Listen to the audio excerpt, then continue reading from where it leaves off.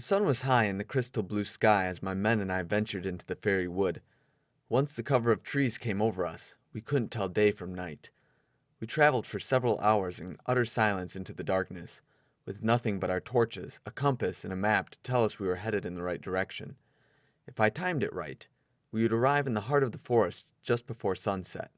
Just enough time to set the trap, hide, and wait. "Captain?" a trembling voice whispered through the dark. "What is it, Smee?" I grumbled, turning my torch toward him. "How do we know we have gone far enough into the fairy wood?" he asked. "Why must we venture so far in?" "This map shows us where we need to go," I said, holding up the parchment. "We must get to the heart of the forest if we hope to capture a fairy." "And we capture one with a lantern?"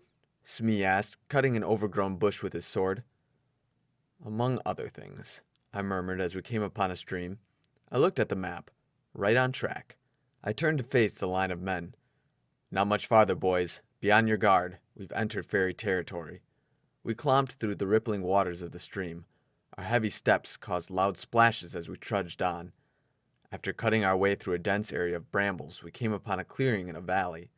The tree canopy parted and dimming sunlight streamed through the branches. A soft breeze blew, catching the leaves and creating shadows that danced on the grass-covered ground. "This is it," I said, looking to my map one more time for reassurance. "Captain?" Smee asked. "Spread word through the lines that we've arrived. Get Harlow and Blackburn to create a perimeter around the area while I head to the center and set the trap." "Aye, aye, Captain," Smee said, turning on his heel. "And Smee," I added, grabbing his arm, "make sure the men know the seriousness of this venture. Fairies can be deadly when cornered. This must go off without a hitch." "Yes, sir," he said, heading through the line of men with my orders. I pulled my leather satchel of supplies tight to my shoulder and descended into the clearing. I made quick work of setting up the trap. I dug a small hole in the dirt, big enough to hold the base of the lantern. Taking the jar of honey, I poured more than half into the hole. I pulled out the ironwork lantern. It was a beautiful piece. Instead of glass windows, it featured intricate filigree work in a tight lattice that covered it entirely. I placed the lantern in the hole over the honey. "That should be enough to hold it steady," I mumbled to myself. I pushed the button on the pocket watch, exposing the broken face. Dropping a small dollop of honey on the back of the watch, I placed it inside the lantern. Delicately, I rigged the door of the lantern with a twig, some fishing line, and an old spring so it would stay open easily, but would snap shut with a quick tug of the line. Lastly, I set the beeswax candles, in no particular pattern, to light the area with their soft glow. Fairies were intelligent creatures. However, they lacked common sense and had a great deal of curiosity that tended to get them in trouble. By the time I finished laying the trap, Mr. Smee was walking toward me.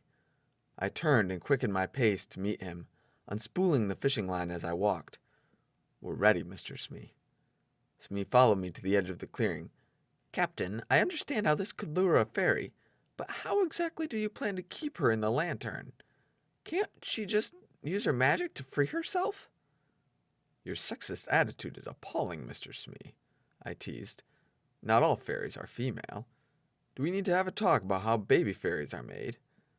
Mr. Smee blushed crimson. I didn't mean of course I know how." He took off his cap and used it to wipe the sweat from his face. I couldn't help but laugh at his flustered behavior. "Relax, man. I'm just having a bit of fun.